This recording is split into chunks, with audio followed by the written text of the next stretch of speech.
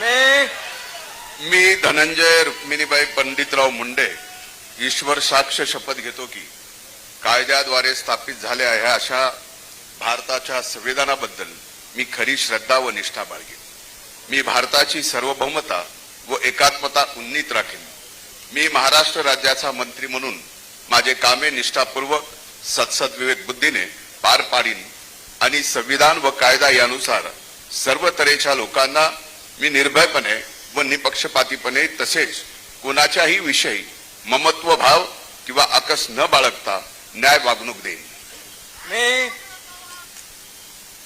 मी धनंजय रुक्मिणीबाई पंडितराव मुंडे ईश्वर साक्ष शपथ घेतो की महाराष्ट्र राज्याचा मंत्री म्हणून माझ्या विचारार्थ आणली जाईल किंवा मला ज्ञात होईल अशी कोणतीही बाब